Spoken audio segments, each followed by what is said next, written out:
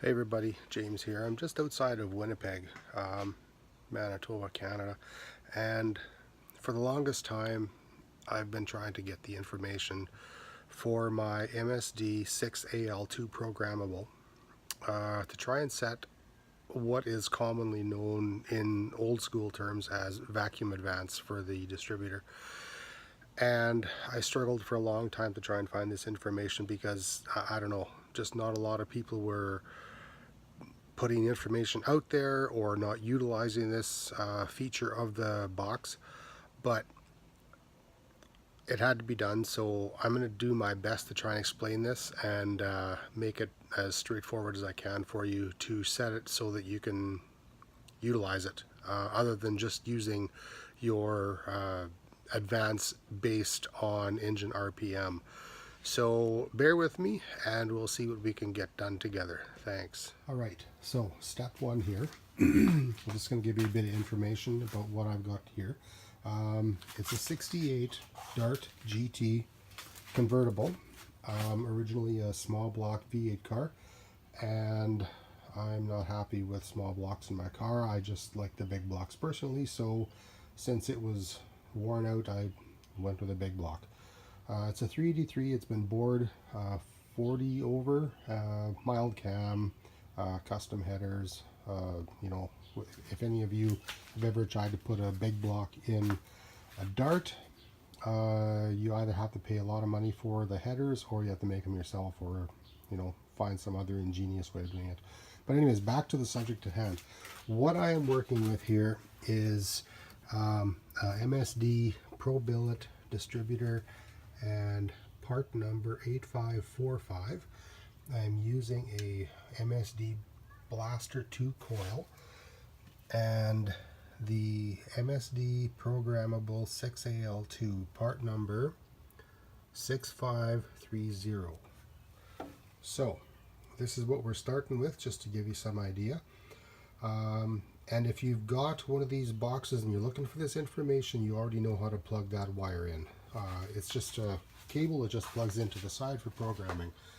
And now we're going to move back into the interior of the car and have a look at the computer and some paperwork. One thing I did forget to mention, guys, is the map sensor here. It's a 1-bar MSD map sensor, and all the wiring is pretty self-explanatory, and the vacuum port comes around here on mine, and I've got it hooked into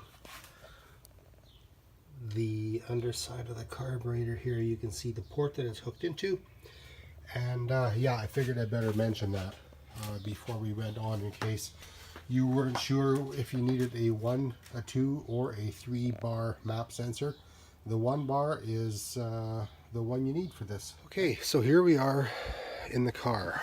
What I've got is the piece of information that was the real turning point in my success of figuring this out.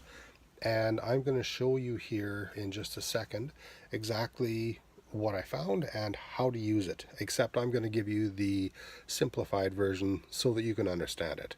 So just hold on a second, I'll be right back. So here is the MSD technical brief that I found online, printed out. Wrong orientation on the page, so that kind of screwed that up for me, but whatever, that's my problem. So technical brief by MSD. It was actually intended for all of these model numbers here listed for how to use the boost retard and vacuum advance features. So I am going to go through this. I will tell you what you need to know and where to find it, and then I'll tell you how to put it into your map, and you can upload it, and away you go. All right. Basically, you need to know a few things. First of all, you need to know what your absolute pressure is in your area. Sea level, absolute sea level would be 14.7 psi. But because where I am above sea level by 600,000 feet or something like that. Not 600,000, but 600 or 1,000, you know what I mean, obviously. So you need to know your pressure. You need to know when you need your vacuum advance to start pulling vacuum, and or pulling timing rather, or advancing timing, and you also need to know how much timing it needs to advance. So I'm going to show you where to look for all of these items, and I'll be right back again. Hold on a second. To find your absolute pressure, the 14.7 thing we were just talking about, it's pretty easy. If you look in your MSD graph view, then you'll see this list on the left under monitors, and you'll see pressure right there. And in order to find that, you simply have everything plugged in and you turn on your key and it will change. I've already had a look at this, so mine is still a 13.5, but that is where you will find it. Now, you don't have to start the car to find this information. You just have to turn the key on and it'll automatically read it off of your map sensor. The second thing you need to know is how much advance you want to be pulling out. Now, on my particular vehicle and my engine combination, it talks about, I went to abodies.com and somebody posted in there that the maximum vacuum and mechanical advance for the B and RB engine is 56 degrees. Now, I have my distributor locked out at 34 degrees all in, and it'll be all in, as you can see here on the map, at about 2200 RPM. So, what you are actually about 2250, I think, is when it's all in. Now, the distributor's vacuum pot will, in my case, on a factory big block Mopar that I was using, has, well, let's see, it's a maximum of 56 degrees minus 34 degrees gives me a total of 22. So with 22 degrees, that is actually crank degrees. Now, the distributor degrees will be half that. So we're looking at a maximum of 11 degrees. So what I did is I'm only going to use 10 of those. I went to 12 and it was running a little bit off, so I just backed it off with it. So what you want to know is your 13.5, which is set in the x-axis here. You go to the 13.5 over, and you take your maximum degrees that your vacuum pot would pull. And the other thing that you need to know is this one right here, and you have to know where this advance needs to start. So I'm going to start the car here and I'll show you what happens with it.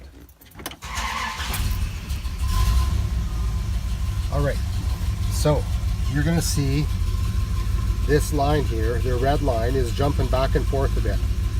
Now it will eventually, it'll calm down, it'll even out. I mean, being a carburetor, it's going to run a little bit rich and lean, and it'll kind of find its place. So anyways, you'll see that mine is going anywhere from 5.25 to 6, usually around, averaging at about 5.5.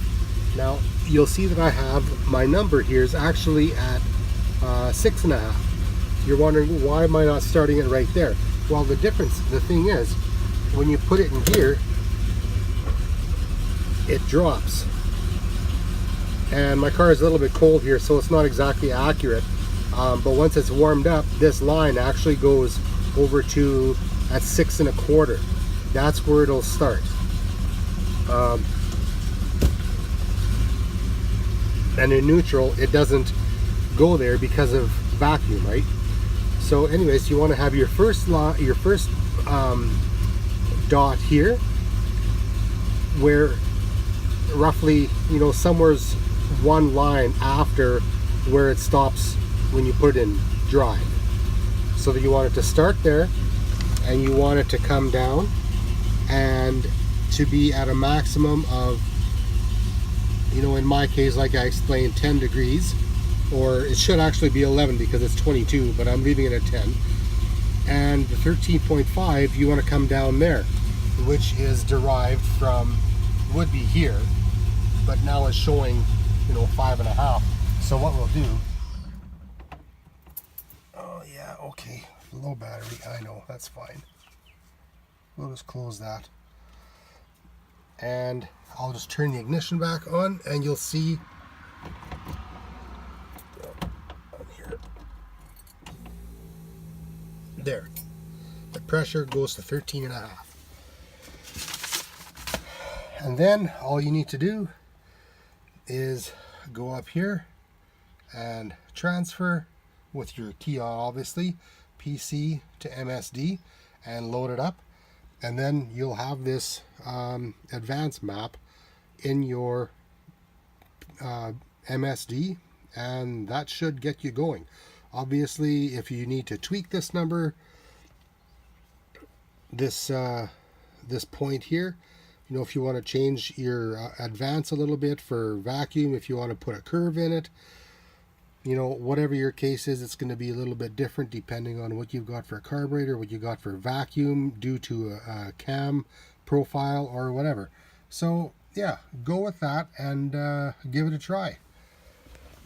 I hope that this information has been helpful for you, and I hope that you know, you get some good use out of this feature. It's a great ignition box. I love it.